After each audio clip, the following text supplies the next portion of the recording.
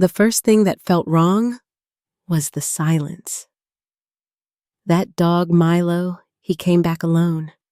No leash, no girls. The sun was just starting to set behind the ridge.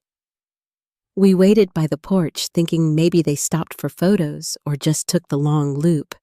But as the light faded, so did that little feeling of certainty. By the time I called up toward the tree line and heard nothing in return, not even laughter, I knew something wasn't right. And it was going to get worse before it got clear. Before I go any further, let me know where you're listening from, down in the comments, and tap that like and subscribe if stories like this ever brushed past your hometown or your own life. Every click helps pull another forgotten name back into the light. My name's Erin Cole. I'm 39 now, but back then I was managing a small volunteer program here in Pine Hollow, Oregon, just north of the border, tucked into the foothills.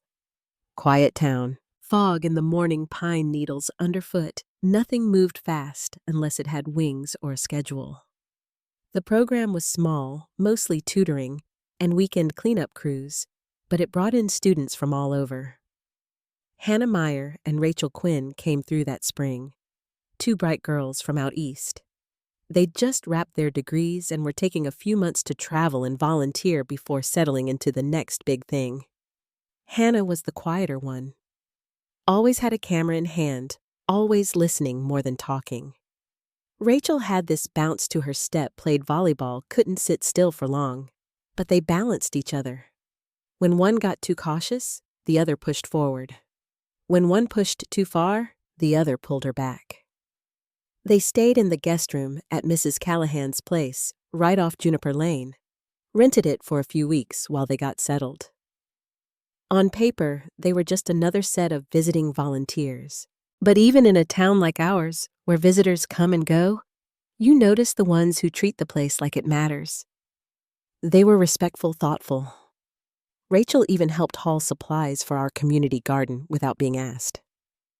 Hannah was always taking photos of little things, old fences, wildflowers, even the worn faces on the trail markers. Said she liked capturing the in-betweens. I never asked what that meant.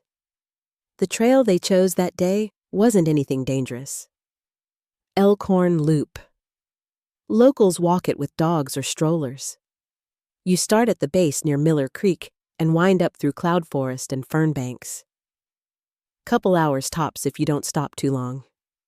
They mentioned it the night before. Said they wanted to stretch their legs before orientation started on Monday. They left a little after 11 that morning. I remember it because I passed them on my way to the farmer's market. Light backpacks, no heavy gear. Milo Callahan's retriever was trailing them tongue out, happy as ever. They looked back once at the last turn and waved. I waved back. That was April 1st, and it was the last time anyone saw them alive. That evening, Milo came trotting back down the road alone, muddy and wet, but not hurt. At first, we thought nothing of it.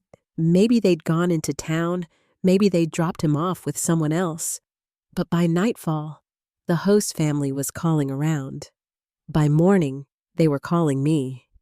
And by the end of that day, I'd be staring at an empty trailhead and thinking, what happened to them up there? The first search started quietly, like most things in Pine Hollow. A few of us met at the trailhead just before noon, thinking maybe they'd gotten turned around or twisted an ankle somewhere along the back half of Elkhorn.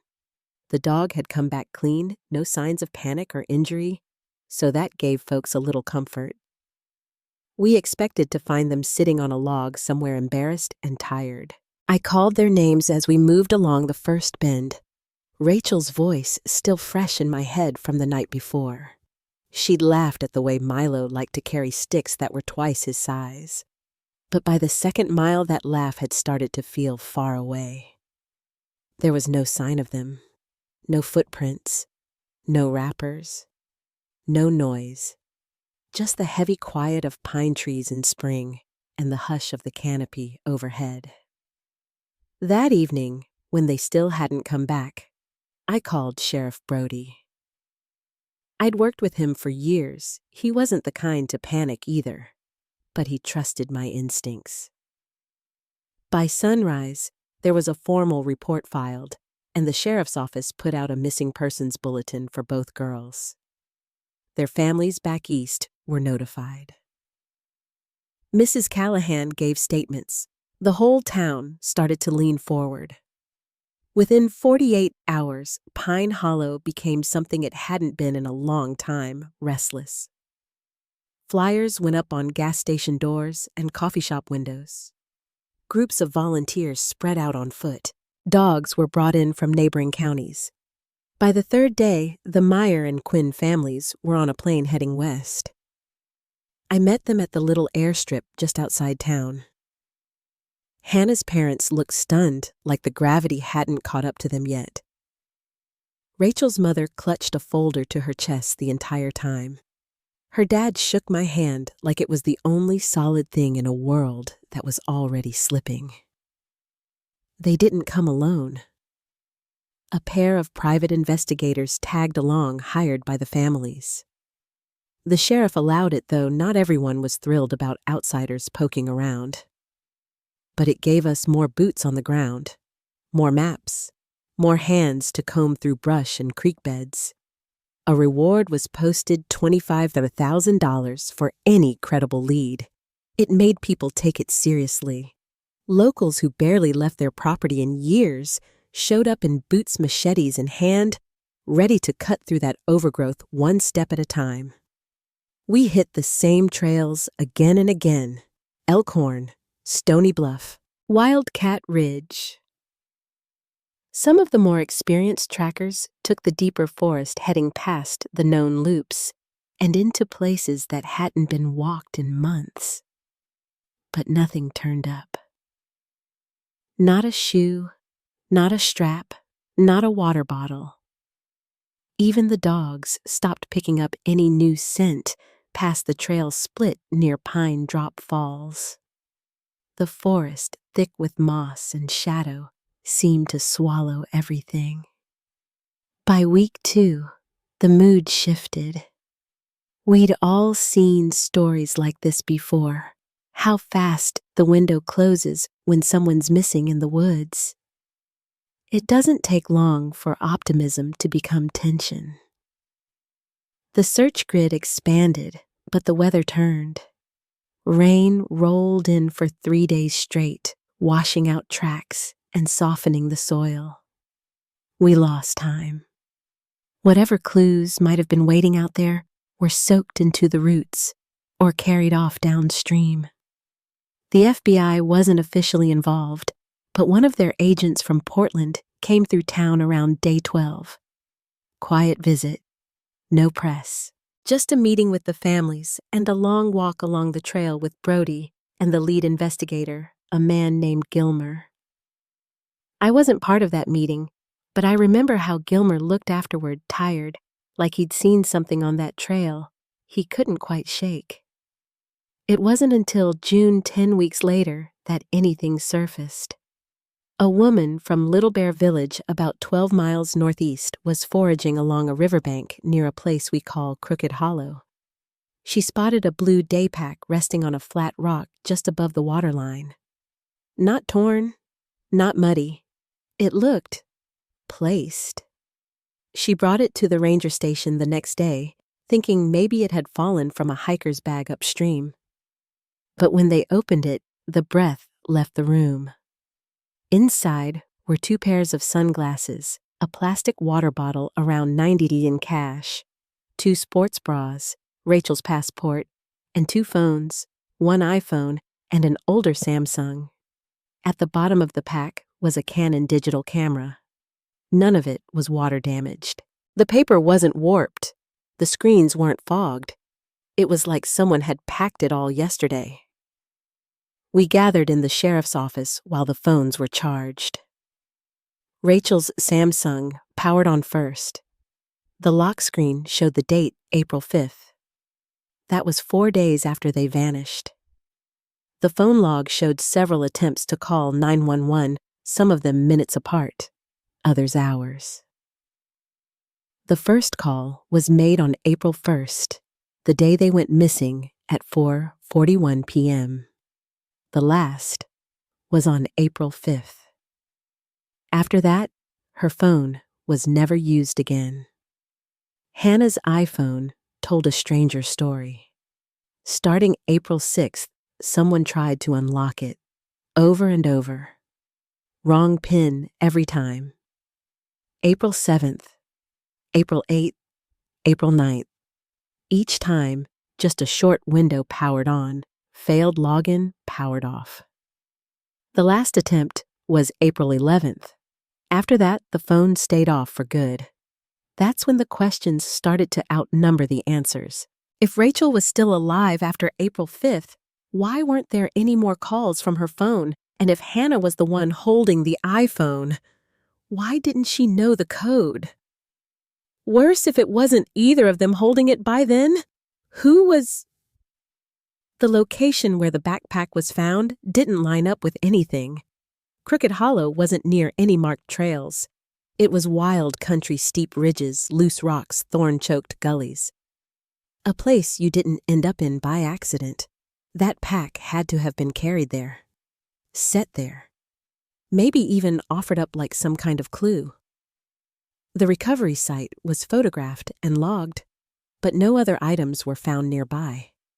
No footprints, no drag marks, no other signs of movement. Just that bag dry as bone on a rock that hadn't seen a footprint in years. After that, something shifted in town. The flyers started curling at the edges. Volunteers stopped coming by the lodge in the mornings. People still asked questions, but quieter now, as if they were afraid of the answers. I remember standing by the river the next afternoon, staring at the current and wondering what else it had carried past us. The trees rustled, but nothing else moved. That pack was supposed to bring relief, but instead, it brought silence. And just a few days later, what we found in that camera would strip that silence bare. When the photos were pulled from Rachel's camera, I don't think any of us knew what we were bracing for. The ranger tech who handled the card was a young guy probably not used to dealing with anything heavier than elk footage or trail vandalism, but even he went still. At first, it was what you'd expect, bright, candid shots of the two girls smiling along the Elkhorn Loop. The trees behind them glowed soft and green. There were shots of the trailhead sign, a close-up of Milo's muddy paws, even one of Hannah crouched to tie her shoe with a smirk that caught in her profile. All time-stamped that same morning, April 1st, between 11 and 2. You could feel the breeze in them. You could tell they weren't worried yet. Then the timeline jumped. The next photo, numbered correctly in sequence, was taken 8 days later. It was black. Just a deep, grainy field of nothing. The next was the same. Dozens of them, over 90 images, all taken between 1 and 4 a.m., all dark or near dark, all within a 3-hour window. When they were lightened and adjusted, we started seeing pieces. A large rock. What looked like a stick wrapped tightly in plastic. A pack strap pulled taut across a mossy surface. In one shot, a cluster of wet branches reflecting the flash. And then there was the clearest image in the series, Hannah, or at least the back of her head. She was sitting, or maybe lying down, facing away from the camera. Her braid was still neat, resting along her shoulder. Her skin looked washed out under the flash. No expression, no visible injury. Just still. At first, there were theories. Maybe they were trying to use the flash to signal rescuers. Maybe they'd lost their light source and used the camera to see their surroundings. Or maybe someone else was holding the camera. There was no way to tell who had taken each shot. Some were pointed at the sky, others at the ground. A few were oddly framed, like whoever had the camera wasn't trying to capture anything specific, just clicking. A branch here, a close-up of leaves, then a cluster of rocks that looked almost arranged. That word came up a lot, arranged. The investigators said nothing at first. Sheriff Brody had the photos printed, cataloged, and sealed. Only a few people saw the originals. The families were shown privately. Gilmer, the investigator, stood with Rachel's father while he flipped through each one, never saying a word. He stopped on the image of the plastic-wrapped stick, turned it, squinted, then kept going. Word started getting out within days, and not from law enforcement.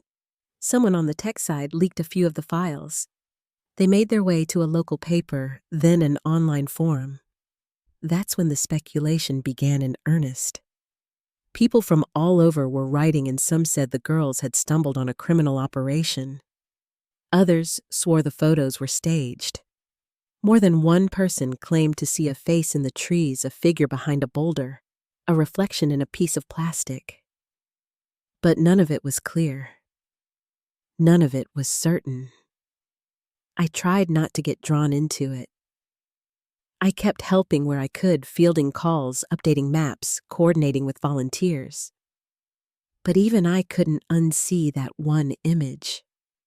The one with the rock and the mirrored surface propped against it. It wasn't a reflection I noticed. It was the placement. The way the mirror was angled upward, like someone had leaned it there with care, as if it was meant to face something, or someone. The pressure on the sheriff's department ramped up fast. Local reporters wanted answers. The Meyer and Quinn families pushed for a broader investigation. Hannah's uncle went on the local news and said plainly that they didn't believe this was just a hiking accident. The girls had left clues, he said. They'd tried to document what was happening. The camera, the calls, the wrong pin entries, it didn't feel accidental. But then came the silence. The department stopped releasing updates.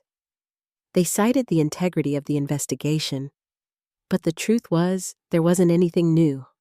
No fresh sightings, no recovered gear, and most of the searchers had stopped coming out. A week later, someone stood in the middle of the general store and said maybe the girls had never been on Elkhorn at all. That maybe the photos were fake, or planted, or old. It was a ridiculous claim, but it spread. That's how things get in small towns when there are no answers. The story grows sideways. I remember going back through the early reports, what they'd packed, what they wore. Mrs. Callahan said they left with only a bottle of water, 2 sandwiches, and a camera. No flashlight. No jackets. They hadn't planned for anything more than a couple hours. But those night photos, those were deliberate. Someone took them in sequence in near total darkness over the course of hours. If the girls were alive 8 days after they disappeared, they'd been without proper food, shelter, and light. And if someone else was there, then they hadn't been alone. Still, law enforcement hesitated to say the word foul play. The official line remained the girls were lost, disoriented, maybe injured. The photos were interpreted as survival attempts, but privately, no one was sure. That uncertainty sat heavy in town. It was in the way folks avoided the trailhead even on clear days, in the way Mrs. Callahan stopped opening her front porch blinds, in the way Hannah's mother never unpacked her suitcase at the motel. And then, just when things felt like they'd settled into that awful waiting stillness, we got another call. A boy from a nearby homestead, maybe 10 years old, had been fishing along a bend of the same river where the backpack was found. He saw something caught between two rocks. It was denim, blue, tattered at the edge. We drove out slow. I sat in the back seat with my hand gripping the strap of my bag like it might float away if I let go. Sheriff Brody pulled on gloves, stepped down the slope, and retrieved what was left. A pair of women's shorts, torn at the hem. No blood, no mud, just left there above the high water mark like someone had set them down and walked away. It was the first piece of clothing we'd recovered, the first thing that felt real, touched, lived in. But it didn't bring comfort. It brought something colder, because it meant we weren't done looking, and somewhere out there, the forest was still holding the rest. The shorts were identified as Hannah's. Same size, same brand she wore the day she left the house. I remember the tag was barely intact, but enough of it remained to confirm it. We logged the find and flagged the area, though we didn't touch anything else, not until the forensic crew arrived. The rocks where it had been found were dry. No drag marks, no visible prints. But the placement felt strange. Not careless exactly, but not hidden either. Like someone had stopped there and either dropped them without thought or left them where someone might see. There was talk early on that they'd been folded. Some of the searchers swore to it, said they looked neatly placed. But when the photos were reviewed later, it was clear that wasn't true. They were just bunched up, maybe caught on a branch before the water dropped. But that detail, that shift from folded to scattered, it stuck with people, changed the way they spoke about it, the way they pictured what happened out there. After that, everything slowed again. The Quinns flew home for a bit. The Myers stayed behind. I kept in contact with both mostly through short messages, just letting them know who was still looking, what had come in. Nothing new surfaced for a while. The weather turned again. Cold. Damp. There's a kind of gray in these mountains that sets in heavy, wet, bark-soaked moss, sound muffled under cloud. You start to feel like nothing could ever move again. Like whatever happened had been swallowed up for good. But in late August, something shifted. It was a Tuesday when I got the call. A forestry crew working a logging road just west of where the backpack had been found came across what they thought was an old animal carcass. Small, torn boot stuck in the soil just off the river's bend. They flagged it, backed away. Forensics arrived within hours. What they pulled from that bank was more than a boot. Inside it, they found a foot, still intact, still wearing the sock. Nearby, embedded in the soft gravel, were fragments of pelvic bone. The boot was Rachel's. Her parents confirmed it from earlier photos. It matched a receipt found in her wallet. The foot was examined by a forensic anthropologist brought in from Eugene. He said the skin around the ankle showed signs of natural decomposition, no trauma. But what caught everyone off guard was how well the boot had preserved the foot itself. No cuts, no breaks, no clear damage, just decay. Slow and quiet. The search widened again, this time with cadaver dogs and sonar equipment brought in for the deeper pools. I walked those banks every afternoon that week. Not to find anything by then, the real search had gone beyond footprints and fibers, but just to be there, to stay with it. On the fourth day, they found more remains. A small collection of bones, ribs, part of a spine, 1 foot bone, further downriver, maybe 300 yards from the boot. Based on dental records and comparison, they were identified as Hannah's. None of the bones were complete.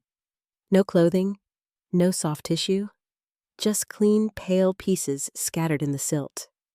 Some looked like they'd been in the water for weeks, others longer. A few had moss growing over the edges. I remember one of the evidence techs said softly, "It's like the river gave them back piece by piece. There were no signs of violence." That's what the autopsy would eventually say. No tool marks, no signs of cutting blunt force sharp trauma, no evidence of animals, just skeletal remains without a cause. That frustrated people. It frustrated me. Because if the girls had fallen, there should have been injuries. If they'd been attacked, there'd be damage. But there was nothing. And nothing is hard to argue with. It leaves the door open just enough for every fear, every theory, every dark guess to walk through. The forensic report came back with a vague conclusion, probable death by exposure. The assumption was that they got lost, couldn't find their way back, succumbed to the elements. Dehydration, hypothermia, maybe even injury that immobilized one or both of them. That's what the report said. But not everyone believed it. The families requested an independent review. They brought in a second anthropologist, a woman named Dr. Callan, retired but respected. She studied the photos, the bones, the pattern of where things were found. She agreed there were no signs of foul play. But she also said something that stuck with me. She said, bones don't lie. But they don't always explain themselves either. For me, the worst part was knowing they'd been out there. That maybe they were alive for days. Maybe even a week or more. That timeline, those phone attempts, the camera photos, it all suggested they survived beyond that first night. And if they were alive, then they were waiting, listening, hoping. And none of us got to them in time. That thought didn't leave me. Still hasn't. After the remains were found, the search officially wound down.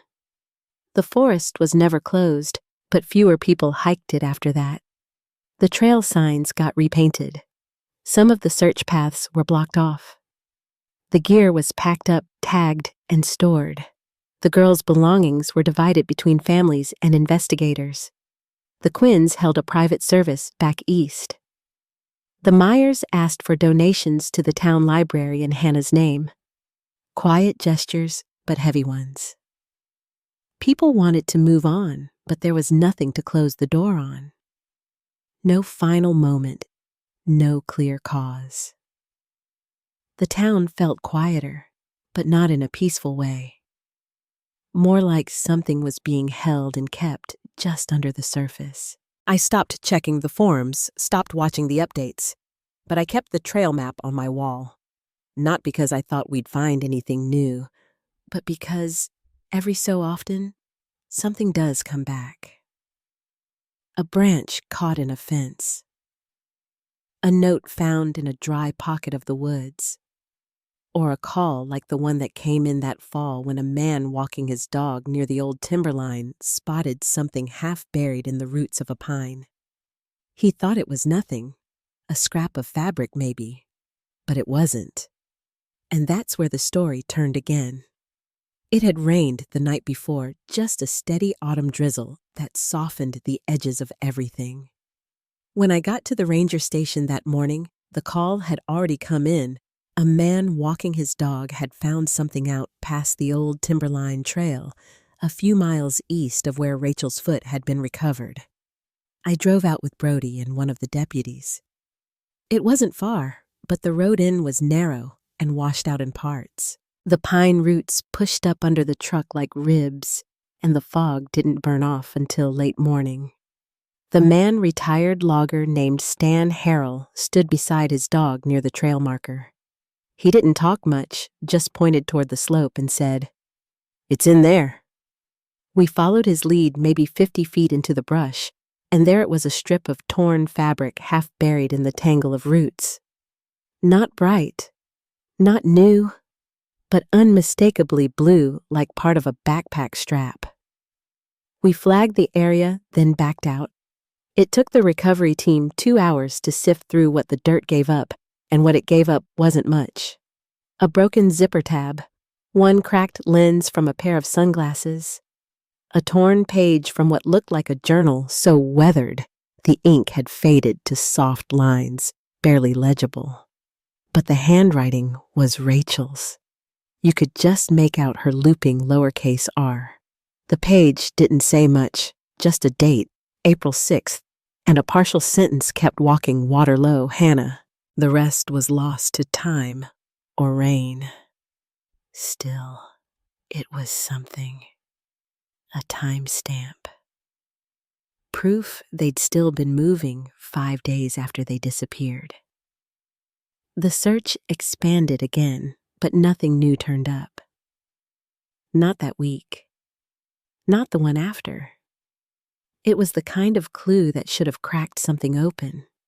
But instead, it just deepened the gap between what we knew and what we could prove. People started talking again, rereading the timeline, going back to the phone data, the emergency call attempts, the failed PIN entries, and now that partial journal note. It didn't add clarity, it added weight. I found myself staring at maps again. Not the satellite ones the techs used, but the old hand-drawn versions from the ranger's office. The ones with elevation lines you could trace like veins. I'd look at where they started the Elkhorn trailhead and where the pack and remains had been recovered. The distances weren't impossible, but they weren't natural either. You wouldn't end up there by drifting. You had to climb cross creeks, push through growth that had no path. And the more we traced it, the more the question grew, why go that way at all? Unless they weren't alone. Unless someone led them or chased them. I remember one night in October, sitting across from Gilmer at the diner. He was tired. He stirred his coffee more than he drank it. I asked him if he believed they were ever truly lost. He said, I think they were trying to be found. But maybe not by us. That stuck with me. The quiet weight in it. Then came the file review. One of the analysts who'd been sorting through the camera metadata called me into the office. She showed me something odd. A duplicate file name. 2 images, same timestamp, same size, but the sequence skipped a number.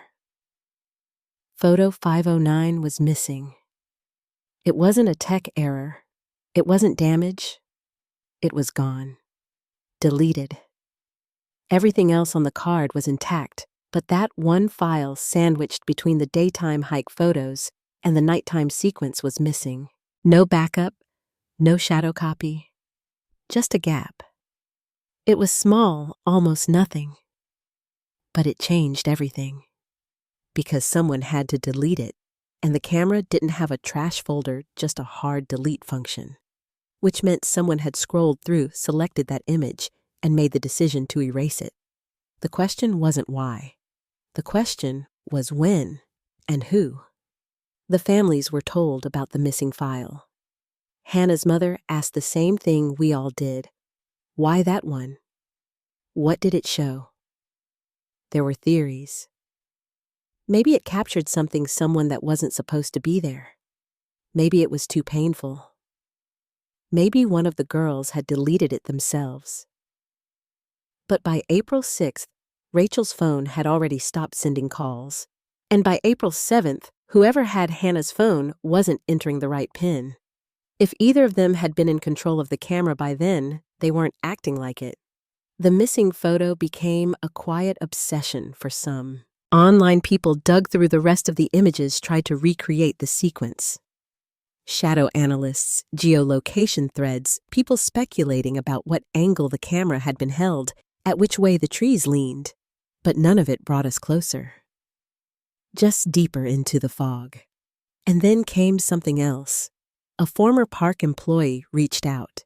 He'd worked maintenance back in the early 2000s, knew the older trails, the ones that had long since been closed off.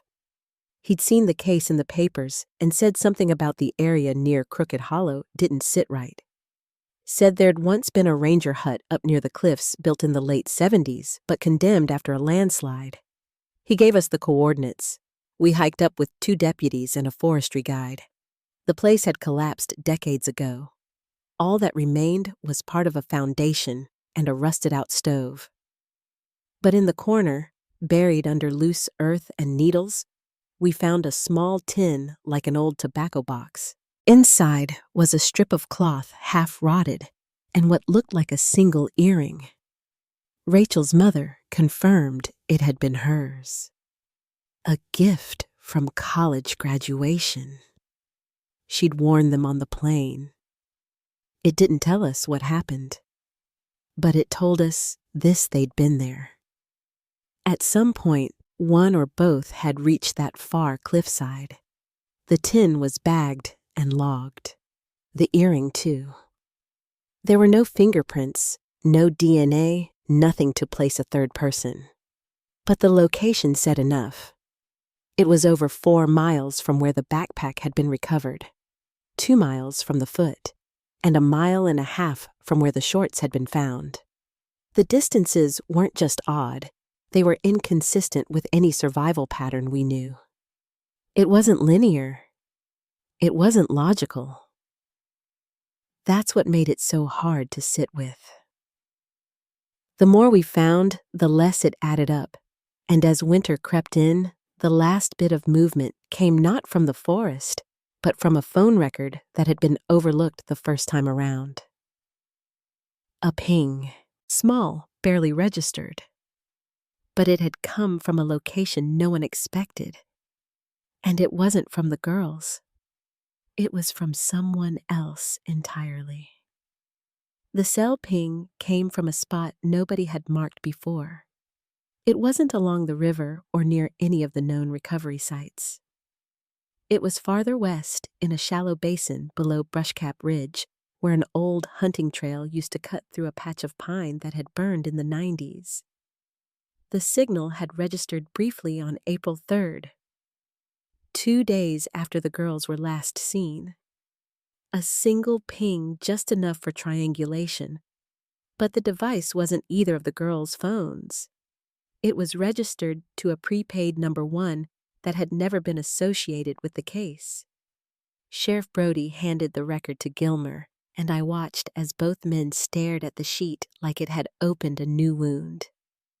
The number had no ID, no subscriber history, just 6 outgoing calls between March 29th and April 4th, all under 2 minutes, and all routed through towers along the northern ridge of Pine Hollow.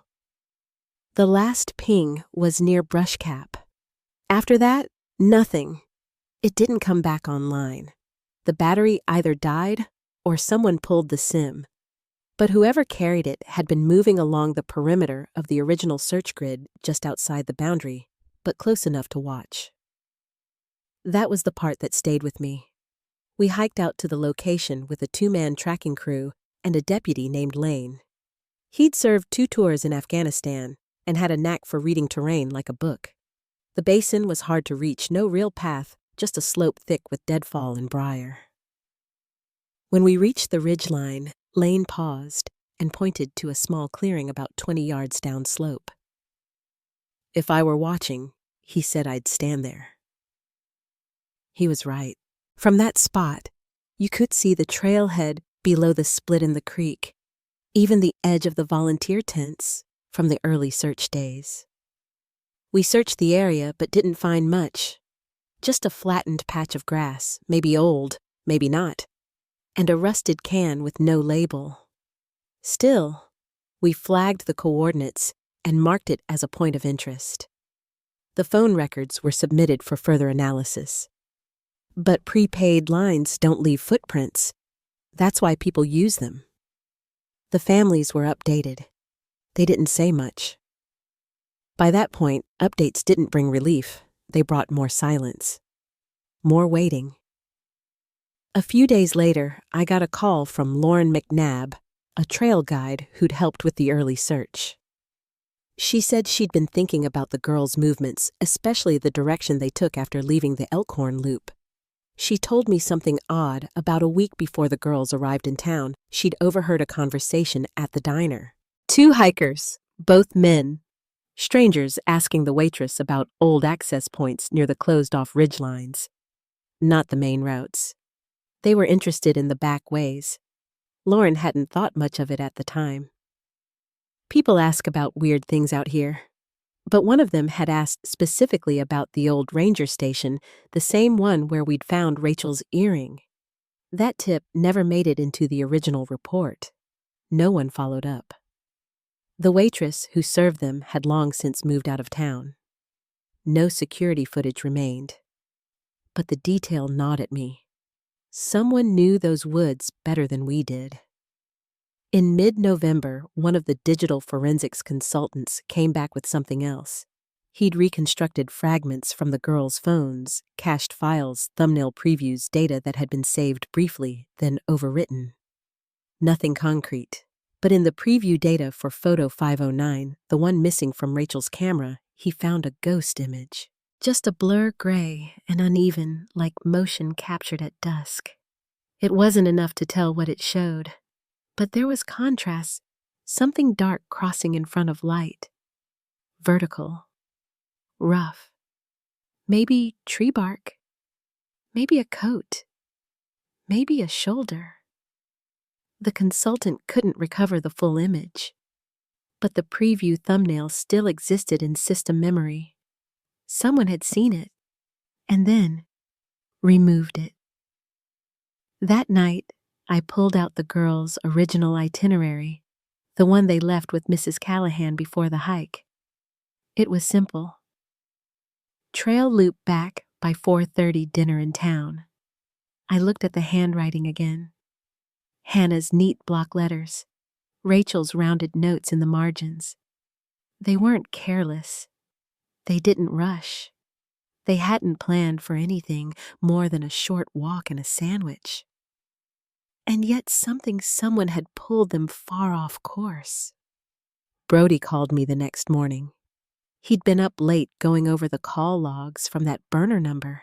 One of the 6 calls had connected to a landline registered to a seasonal hunting cabin out past Sulphur Creek, owned by a man named Walt Jarrett. Not a known suspect. No record. Walt was in his 60s, mostly kept to himself, ran traps, and cleared brush for the county in winter. He wasn't home when we visited. His neighbor said he left town 2 weeks earlier. Hadn't said where he was going. Just packed up and left. Inside the cabin, the deputy found a stack of old maps, a couple of empty shell boxes, and a weathered copy of Wilderness Survival for Tracking Scouts. Tucked between the pages was a receipt from a convenience store dated April 1st. Location just outside Pine Hollow. The same morning, the girls disappeared. The receipt showed 2 items, a Gatorade and a disposable camera. That camera was never recovered. We issued a request for public assistance, but no one had seen Walt since he left. No trail cameras caught his truck. No cards used. No phone calls placed. Just gone. The sheriff's office stopped short of calling him a person of interest. There wasn't enough. But there was more than we'd had before. A line faint but real between the missing image, the burner phone, and the woods beyond the trail. That was the thing with this case. The deeper we went, the quieter it got. The clearer the questions became, the fewer answers we had to meet them. But I kept looking at that thumbnail, that gray blur, that sliver of motion frozen forever in a system cache. And I wondered if that image had been left intact. What would we have seen? The receipt from the convenience store sat in an evidence bag on Brody's desk for 3 full days before anyone said much about it. The ink had faded a little, but the date was still sharp, April 1st, 8:12 a.m., just over 2 hours before Hannah and Rachel started up the trail. It was hard not to fixate on the timing. Harder still, not to notice the coincidence of the item list, a bottle of Gatorade and a disposable camera, both of which had never turned up in any of the recovery sites. Gilmer called it a soft correlation. I called it a fracture line, one that was just beginning to split the story open. We still hadn't located Walt Jarrett. His cabin was undisturbed aside from our initial sweep, no activity on his cards or known contacts, and his truck hadn't passed through any toll checkpoints or been logged on rural traffic cams. It was like the forest had taken him too. But then a name popped up on a hunting license application from the previous year. Jarrett had listed an emergency contact Paul Renner, age 56, a contractor living in Salmon Falls, about 90 miles east. I drove out there with Gilmer one morning, fog trailing us until we crossed into the lowlands. Paul's house sat just off the state road, a plain ranch style with a half-collapsed shed out back and a faded wind chime on the porch that never moved. He answered the door wearing a thermal shirt, and one boot said he hadn't heard from Walt in nearly 6 months. Said Walt had gotten paranoid after a fall the year before, stopped using his phone, stopped coming into town. But Paul remembered something else. He said Walt had mentioned 2 girls tourists who'd come through Pine Hollow looking to hike some less crowded trails. He couldn't remember the exact words, just the tone. That something about it hadn't sat right. He never met them, never even saw a photo. But he remembered how Walt had paused in the middle of the story like he'd lost the thread. Then he never brought it up again. We asked Paul if Walt owned a second vehicle. He said not that he knew of.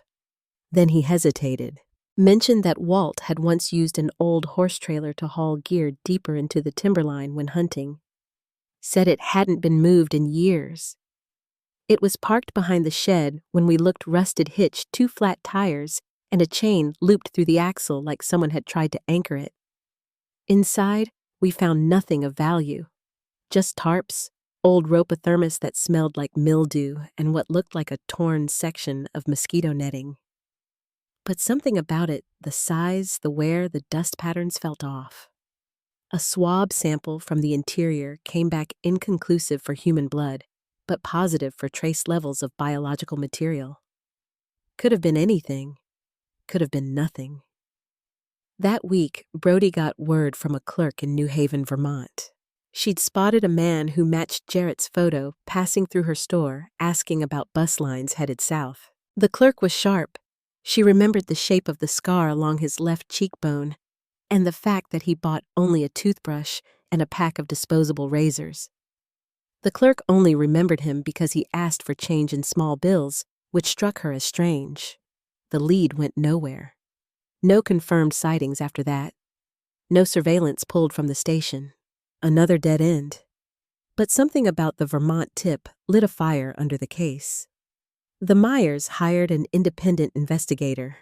Rachel's brother launched a quiet petition to reopen the state inquiry, citing unanswered questions and failures in the early response. The sheriff's department stood by their conclusions, still classified as accidental death due to exposure. But privately, the tone was changing. In early January, I met Gilmer again, this time at a diner just outside town. He brought an envelope with him, handed it across the table without saying much. Inside was a printed email thread between him and a contact at a small tech firm that had analyzed the backup data from Hannah's iPhone. What they'd found was deeply buried, unallocated space bits of overwritten log data, but still traceable. A record of a Bluetooth handshake from a second device occurring the morning of April through 2nd. The connection lasted just under 2 minutes, then severed. The signal source was unnamed, unregistered. Likely another prepaid device. But the range suggested proximity less than 20 feet. The implication was clear. Someone else was near them that morning. Not just in the general area, but close enough to sync. close enough to stand beside them. There was no way to know if it had been intentional. Phones attempt to pair all the time, but the timestamp lined up with the early emergency calls, meaning one or both girls were still alive. And they weren't alone. I sat with that knowledge like a stone in the gut. You run back through every photo, every trail marker, every faint thread, and then you start to see it differently. Not as a tragedy born of chance, but as something else. Not chaos, not accident, deliberate. We never did locate the missing camera from the receipt. No trace of it in any pawn shop or evidence locker. But weeks later, a hunter from out of state came through the ranger station with something odd. Said he'd been camping near Ash River and found an old film canister buried near a stump. The label was worn. He thought it was trash. But something about the way it was tucked into the roots made him think twice. The film inside was degraded, partially exposed, probably water damaged. But it had been sealed once. Protected. We logged it, sent it to a lab in Portland. The results came back slow, fragmentary, mostly blanks. But one image developed halfway. Blurry dark. Just a patch of ground and what looked like the corner of a shoe. The pattern on the sole matched the ones Rachel wore when she left the house. We still don't know who took that photo. But someone kept it, buried it. And someone else, quietly without warning, had started trying to erase every step they took. And that meant the story wasn't over. It had just moved deeper underground. The photo from the buried canister was sent out to multiple labs, each trying a different process to recover more of the negative. Some tried digital extrapolation. Others used chemical baths to stabilize the emulsion. In the end, the result was the same one partial frame, degraded beyond clarity, and no usable prints. But the lab notes were consistent about one thing. The film roll had never been exposed in a standard camera. The canister seal had been broken, but not cleanly. Someone had removed the film in the dark, or tried to, and then stuffed it back inside. Which raised the question again, who would bother hiding a ruined roll of film, and why leave it where someone might find it? After that, the investigation entered what Gilmer called a freeze. No new movement, no fresh leads, just the slow process of review files reread, call logs combed again, maps redrawn. The sheriff's office wouldn't reopen the case, but Brody kept a small folder on his desk, and I noticed the way he glanced at it when other things got quiet. The families were less patient. The Myers issued a public statement. Rachel's brother went on a podcast speaking plainly about the missing camera, the gaps in the phone timeline, the inconsistent coverage of the early search. He said, if they'd found the backpack sooner, maybe we'd be telling a different story. It wasn't an accusation, but it wasn't far from one either. That winter passed cold and slow. In February, the FBI finally responded to a formal request to consult. They sent an analyst quiet man mid-40s who specialized in wilderness cases and long-distance forensics. He didn't say much during the briefings. Just listened, then asked for a map, with elevation layers and cell coverage overlays from 2014. I watched him trace the route Hannah and Rachel had likely taken, then draw 3 more paths they could not have taken without help. One of them cut through the same burned basin where the phone had pinged from weeks after they vanished. He marked it with an X and said, "This area needs to be cleared." But snow had already covered the ridge. We waited for thaw. In the meantime, Gilmer got permission to pull satellite archive data from a commercial imaging company, just a long shot.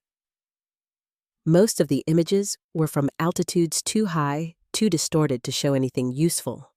But one low-pass run from April 7th showed what might have been a disturbance in a clearing near Crooked Hollow. Could have been windfall. Could have been an animal. But Gilmer had it enhanced, filtered, and slowed into layered topography.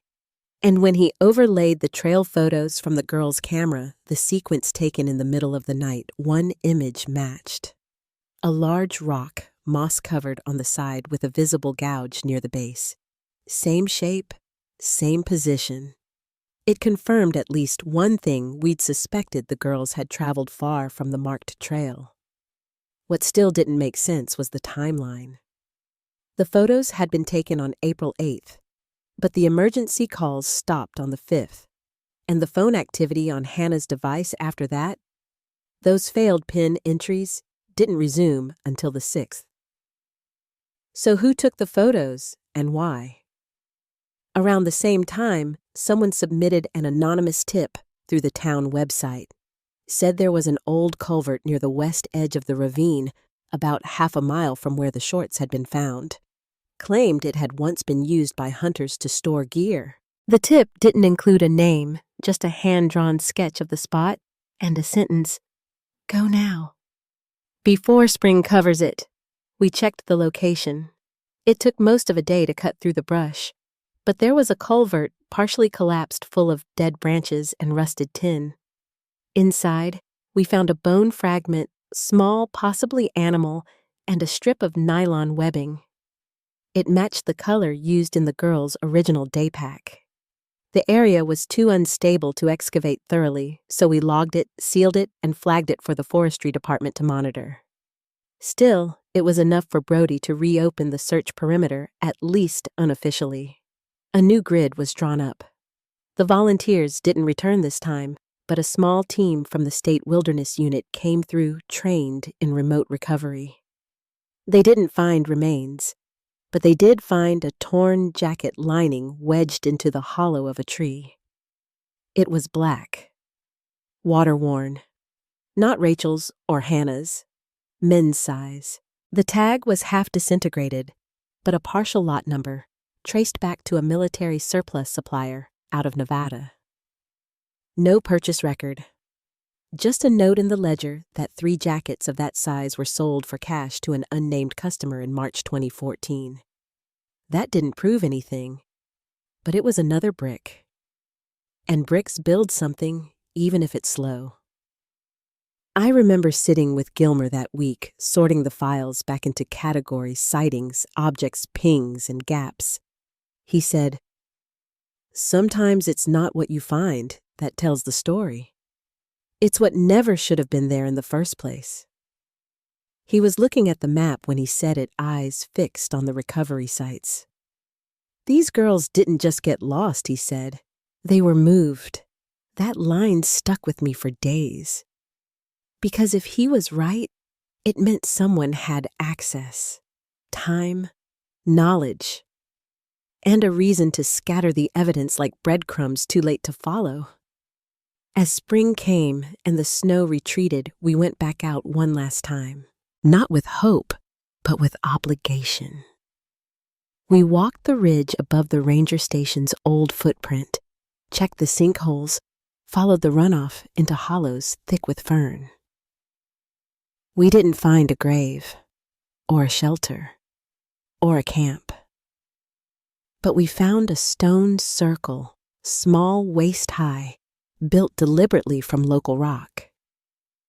Inside, burned matchsticks, a melted glass bottle, and one corner of something blackened and half folded. It was the cover of a guidebook, torn, but legible. Backcountry Navigation Oregon's Forgotten Trails. We'd seen it before. It was the same book Rachel had bought the week she arrived, and it never turned up in her pack. Someone brought it back out here. Someone wanted it burned. And all I could think standing there in the silence was that we had only touched the edge of whatever truth lay beneath these trees. Whatever story those girls died carrying, someone else had tried to bury it with them. It's been over 8 years now. The case file's still open technically, though. No one's expecting an arrest. Not anymore. Walt Jarrett was never found. The last verified sighting, if it was him, came from that gas station in Vermont. After that, it's all speculation and silence. The trail's cold, and the forest's grown back over most of what we uncovered. New ferns, new brush. Like it's been trying to forget, right along with the rest of us. Sometimes I wonder what Hannah and Rachel saw up there, what they realized and when. I think about the camera, the flashes in the dark, the photo of the back of Hannah's head. I think about that deleted image, the journal scrap, the last missed call. And I wonder if they knew toward the end that no one was coming. Or if they still believed someone would. Their families have gone quiet too. Rachel's brother took down the petition last year. The Myers moved out of state. I keep in touch now and then. A card at Christmas, a photo from the trail in spring. It's not much, but it's what I have. Sometimes when I walk the ridge, I still find small things. Not evidence, just traces of what came after. A searcher's ribbon half buried in pine needles. A broken buckle. Once a scrap of orange flagging tape that had faded almost to white. I leave them where I find them. Let the woods hold what it wants. People still ask me what I believe happened. Whether the girls were followed, lured, stalked. Whether it was one man or more. Whether it was ever about them at all. Or if they just happened to be in the wrong place at the wrong time, asking the wrong questions. But the truth is, I don't think the answer lives in theories or timelines anymore. I think it lives in the space between what we know and what we can't prove. In the phone that shouldn't have pinged. The film that never should have been buried. The earring left behind in a place they never meant to go. What I do know is this Hannah Meyer and Rachel Quinn were good people. Brave, kind, intentional. They came here to help to learn to leave something better behind. And someone tried to erase them. Not just from the world, but from the record. Piece by piece. But they didn't succeed. Because we remember. We remember the photos, the search teams, the long nights and short days. We remember the way that silence fell when the dog came home alone. The way the map never quite fit what we found. The way that trail once so familiar became something else entirely. And we remember that even when the system gave up, the questions didn't. So if this story stayed with you, consider sharing it. Let their names carry forward. Let the silence they left behind make a little more noise. Because sometimes justice doesn't come with handcuffs. Sometimes it's just making sure they're not forgotten.